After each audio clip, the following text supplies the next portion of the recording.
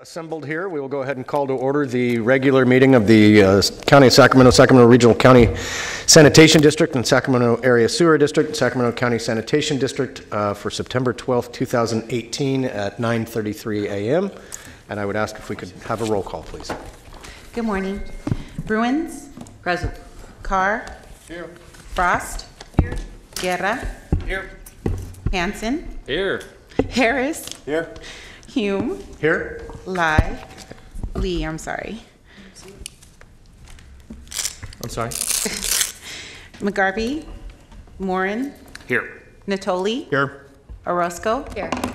Peters? Here. Cerna? Villegas? Here. Warren? Kennedy. You have a quorum. Very good. If you'd please address the flag and join Supervisor Peters in the Pledge of Allegiance. I pledge allegiance to the flag of the United States of America and to the republic for which it stands, one nation under God, indivisible, with liberty and justice for all. All right, and I apologize, I'm filling in for the chair. Do we have a Metro Cable statement that Yes, needs to be sir, read, or we a do. compensation statement? This meeting of the Sacramento Regional County Sanitation and Sacramento Area Sewer Districts is being broadcast live on Metro Cable 14, the local government affairs channel on the Comcast Consolidated Communications and AT&T UVerse cable systems. The meeting is closed captioned for our hearing impaired viewers and webcast at www.sacmetrocable.tv. Today's meeting will replay Sunday at 6 p.m. on Channel 14. In accordance with the Government Code 54952.3, compensation for meeting of these legislative bodies is required to be verbally disclosed. The amount of $100 will be paid for each member participating today as a member of the Sacramento Regional County Sanitation District, and the amount of $100 will be paid for each board member participating today as a member of the Sacramento Area Sewer District. Compensation for Sacramento County Supervisors and City of Sacramento Council members is paid to the county and city respectively to partially offset the costs of those governments. Compensation for other board members is delivered to the individuals. Members of the audience wishing to address the board should fill out a speaker identification form located at the back of chambers and hand it to the clerk. Please speak into the microphone when addressing the board and state your name for the record. Please silence your electronic devices at this time. Thank you. All right, very good. So we're going to have a change to the agenda, and given that the closed session item is for sewer district, area sewer district directors only and not regional SAN directors, we will move that to the end of the item. However, I do have a public comment request. Would you like to speak at the beginning of the meeting, or would you like to speak just prior to hearing the item? It's fine by us. Come on up. Steve Lee, speaking on the closed session item. I'd like to thank the board for offering me an opportunity to speak today, and especially with having to wait through the sanitation board's entire meeting before I got that opportunity, so thank you very much. Board, I represent homeowners groups based on all four sides of the property in question, which is the Bond and Waterman Sanitation Board property that's currently under contract with a buyer for a purchase of that property. We've been involved in this property since 2004 when the execution of the first contract was executed. On that original contract, the buyer breached that contract, defaulted on the contract, which allowed the sanitation board an $800,000 windfall for a non-refundable money that was placed in escrow on that account. Since that contract lapsed, the SAN board did not take any action on the breach and the default, which they could have. Under general contract terms of real estate law, I am an attorney, so I do know a little bit what I'm talking about. A breach of a contract like that may give right to specific performance on that contract. Specific performance would have given the SAN board the option to ask the court for the $50 million under that contract. The SAN board didn't do that. Obviously, $50 million is a lot of money. The land wasn't worth $50 million. It probably would not have been enforced at $50 million, but I'm pretty sure a court would have sent you into negotiations with the buyer to negotiate purchase of that property for a reduced rate. So let's say it's sold at 25 cents on the dollar. That's $12.5 million to the SAN board. At 10 cents on the dollar, that's $5 million to the SAN board. look at where you're at now with the negotiation and ask yourself, wow, how did we get here? The current contract was executed in 2007. There was a portion of that contract, there was a gift of escrow of $800,000 for that non-refundable. It was given back to the buyer and agreed to sell the property at 8% of market value, fair market value. That's a violation of the California Constitution, Article 16, a gift of public funds with no public purpose. These terms are illegal and largely unenforceable.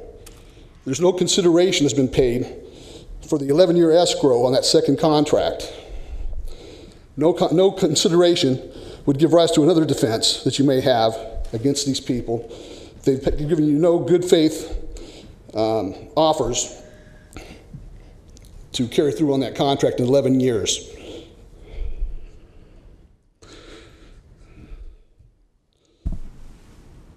Under the current terms of the current contract, the Sand District and the ratepayers carry all the burdens and assume all the risks, while the buyer reaps all the benefits and assumes no risk. This contract is largely unconscionable and gives rise to another defense you may have. The liquidated damage clause is patently unfair, requires seller to waive all your remedies. That may be unenforceable as well. This entire contract is really unconscionable on its face and in several different portions of it. County Council was negligent in negotiating and recommending approval of that contract. Sand Board has a defense based on that as well.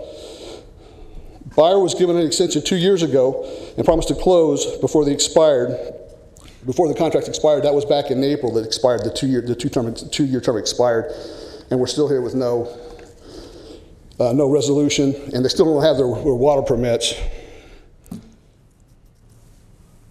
At a 2014 meeting, the homeowners associations presented a 50-minute PowerPoint in an effort to show this board what the land could be with the help from the CSD, which I'm talking about the Elk Grove Parks, the City of Elk Grove, Sacramento County Office of Education, U.S. Fish and Wildlife. I see I'm out of time. Could you give me, please, a minute or two? Because this is extremely important. If you could just kind of get to some of the wrap-up statements. All right. So the land could periodically be built out and maintained as a regional parkland, nature center, open space, FFA property, ag property, scouting and environmental venue. We presented a presentation to UCD Ag Department about putting using this land as a feeder and a satellite school for local high school students to feed into the UC Davis Ag program, which is world-renowned. They were interested until they found out it was under contract with the buyer, and said, we really can't talk about it, but they were interested. So we have options here. We could make this a legacy for this entire board. If you reconsider your position, you draw a line in the sand, you defend the unconscionableness of this contract, the illegality of the contract, and fight it, we can do something that's going to benefit generations and generations ahead of us, where we're at now. Great. Okay. Thank you very much. Thank you. I appreciate it. I do have some documents here. I don't have one for everybody. I do have copies of our letter that was written by our attorney before this contract was ratified about the illegalities of the contract. And I also have a PowerPoint presentation. I only have one copy, but I'll give it to them. If you give it to, and then we'll review it in closed session. Thank you so much. Thanks. Thank you. Thank you for your time. All right, moving on to Section 1, the timed matters. Sacramento Regional, acting as your Sacramento Regional County Sanitation District, district's consent matters, items 1 through 5. All right, is there a motion to approve consent? I move to approve consent. All right, a motion by Bruins, second by Director Harris. All those in favor say aye. Aye. Aye. Opposed? Motion passes. Any member of the public wishing to comment on an item not on the agenda? Okay, seeing no one, move on to separate matters. Item number 7, acting as your Sacramento Regional County Sanitation District and Sacramento Area Sewer District, district's separate matters, miscellaneous director and director engineer matters. Just have one item for you, and that is that the September 26th board meeting will be canceled, and our next meeting would be on October 10th. Oh, shucks. Very good. I know, I can hear the sighs of disappointment from the dais, so. I have a few comments on that item. Any director comments or items? No? Okay, in that case, that concludes business for the Sacramento Regional County Sanitation District. On to the Sacramento Area Sewer District consent matters. Items 8 and 9. I'll move 8 and 9. Second. All right, I have a motion from Warren, second from Bruins. All those in, Yeah, I'd like to speak to item 8. Director Natoli. Yeah, thank you, Mr. Chair. I wanted just to call out the item on the environmental document for the Freeport Septic Conversion Project. I want to thank our staff for their work. I know we've been working with the community for many years. This has been kind of an on-again, off-again approach because of just like the cost of doing it initially, but I think through some of the creative work and the grant funding, we're able to advance this project at this time. I did want to just note on the environmental document, which is on today's agenda, I have one question as it relates to the LAFCO process. So will that in any way encumber the ability to proceed with this? Does that annexation have to occur before? I see Sunny. No, it's the other way around. The environmental documentation needs to be complete before the LAFCO annexation, but it's all set up. The LAFCO annexation, I believe, is set for December. Oh, it is. Okay. But I want to be sure that as far as the construction, you can't go ahead with construction until that has occurred. Is that right? Right. Okay. But you now are telling me that in December it's proposed to come to LAFCO, so they're working on that. And I know our general plan, the county provides for that to this community in the outside the urban services boundary. Two questions on the environmental document. One being on the tree mitigation plan. We haven't yet identified through all the finalized engineering, but we have quite a canopy going down through the town of Freeport along Highway 160. Will you keep this board informed about if we have loss of some of those heritage trees? Because again, that was controversial to the north some time ago when the city did some work along the area to the north of the town of Freeport. And so will you keep us, I know we do everything we can to avoid those trees, right? Absolutely. Okay, all right. And I just want to be clear though, because again, we don't know which ones are affected, so we're blessing this document and it just calls out for the normal mitigation, which is replacement by so many inches and or buying a canopy somewhere else. And I would just say I think it's very important to the aesthetic there in the town of Freeport that we maintain that canopy whenever possible. So, would you like to hear from Sunny and Lundy on any details if we could, of that? just very quickly. I know we have folks that may have to leave. I just want to be really clear on this. So. Good morning, board. The Freeport project is going to take full advantage of directional drilling, so the impact to the trees will be a lot less than their typical open cut. So much of the alignments in the roadway, which obviously there's no canopy there, but then the alignment that goes from the roadway to the individual residents, most of that's going to be done through horizontal directional drilling, which would be a lot less impact to any trees or any canopies. Okay, all right.